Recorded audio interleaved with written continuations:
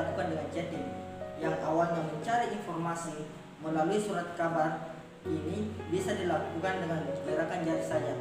Inilah perubahan zaman, yang mudah menjadi lebih mudah, sedangkan yang susah tambah susah. Perkenalkan, saya Asrul dari kelompok 3 Bisnis Digital Kelas A akan berdiskusi bersama rekan-rekan mengenai bisnis yang berbasis Android. Kini saya sudah bersama narasumber yang sangat luar biasa dari program studi Bisnis Digital Kelas A. Yang pertama yang ada itu Kak Ahmad Farezi, yang kedua Kak Nur Afifah Sultan, dan yang ketiga yaitu Kak Awalia Ramadhani. Saya ucapkan terima kasih terhadap para narasumber yang telah hadir di tempat ini guna melakukan diskusi mengenai materi kita sebentar. Selain itu, kita juga telah tersambung dengan Kak Bahrain yang ada di Kalimantan. Selamat siang Kak Bahrain. Ya, selamat siang. Bagaimana kabarnya di Kalimantan? Alhamdulillah baik. Alhamdulillah. Baik, kita mulai diskusinya. Saya ingin bertanya terlebih dahulu kepada Kak Ahmad Farezi. Ya. Bisa dijelaskan asal usul atau sejarah dibuatnya ini aplikasi Shopee? Jadi seperti ini, perusahaan kami ini adalah salah satu platform terpopuler di Asia Tenggara yang bergerak di bidang website dan aplikasi e-commerce secara online. Shopee pertama kali muncul pada tahun 2016 di Singapura yang dipimpin oleh Chris Feng, dan store-nya yaitu telah tersebar di beberapa wilayah yang ada di Asia Tenggara seperti di Vietnam, Indonesia, Malaysia, dan Brasil. Shopee adalah aplikasi marketplace online untuk jual beli ponsel dan mudah dan berbeli barang baru yang mudah juga, seperti barang dapur, barang kebutuhan sehari-harian, dan lain-lain sebagainya. Jadi Shopee ini penuh dengan dukungan logistik, seperti itu kira-kira. Ya, terima kasih atas jawabannya. Kemudian Kak Awalia, apa sih tujuan dibentuknya Shopee ini dan bagaimana cara mengaplikasinya ke masyarakat?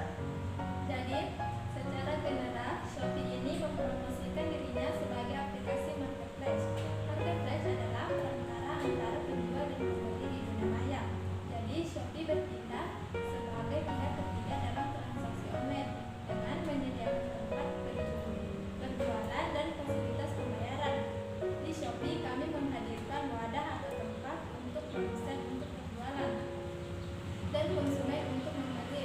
Penjualan berkewajiban untuk menyediakan deskripsi dan foto produk secara mandiri.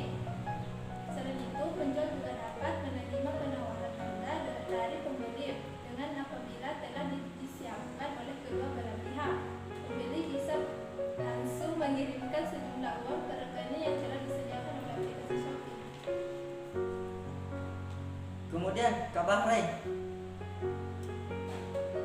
bisa dengar suaranya Kak? Bisa. Bagaimana sih cara sistem Shopee itu di pasaran? Sistem Shopee di pasaran. Iya, bagaimana? Jadi secara general Shopee ini memposisikan dirinya sebagai marketplace. Pendekatan sosial dipilih karena Asia Tenggara merupakan kawasan yang gemar bermain media sosial. Marketplace adalah perantara antara penjual dan pembeli di dunia maya. Jadi, Shopee bertindak sebagai pihak ketiga dalam transaksi online dengan menyediakan tempat berjualan dan fasilitas pembayaran. Gitu. Oke, terima kasih Kak jawabannya.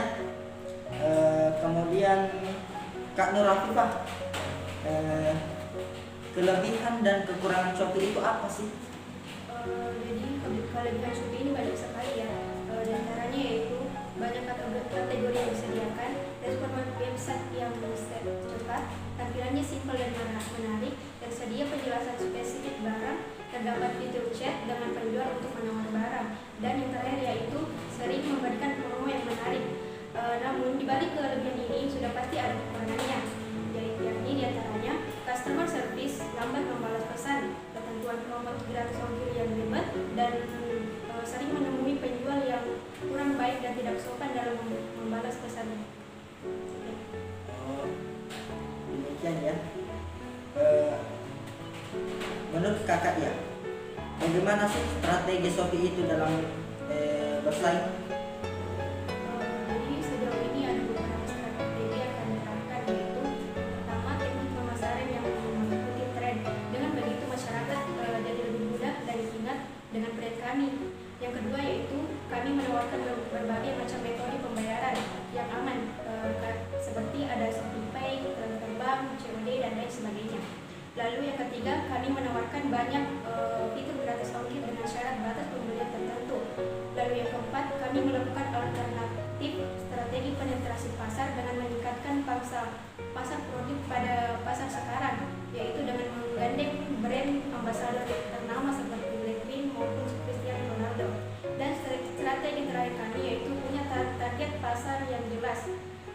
Prioritas pasar Shopee adalah perempuan, oleh karena itu Shopee berfokus pada kebutuhan perempuan seperti produk kecantikan, fashion, dan lain sebagainya.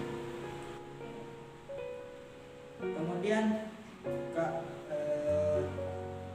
Kak Farezi, bagaimana sih perkembangan Shopee terutama di era sekarang yang era pandemi ya? Coba dijelaskan itu bagaimana? Jadi seperti ini Kak. Tidak terasa sudah hampir 6 tahun berlalu.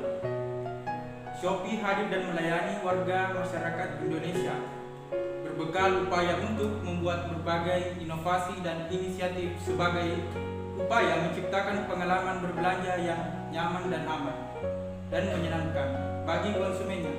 Pengguna Shopee semakin berkembang pesat, terutama pada era pandemi ini.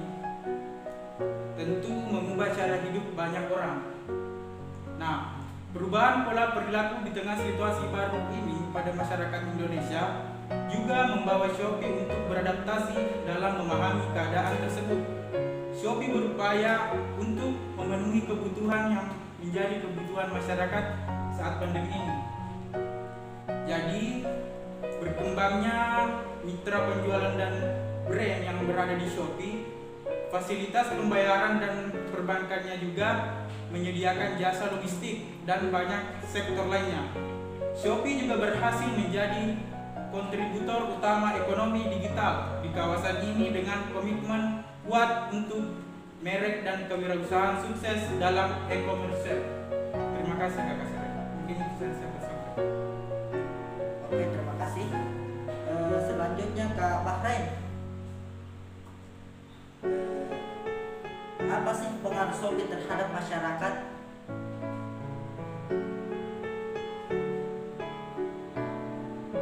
Halo? Halo? Kurang jelas ya, ulang. Apa sih pengaruh Shopee di masyarakat, khususnya itu di Indonesia? Oke, jadi Shopee ini sangat mempengaruhi pertumbuhan ekonomi di Indonesia.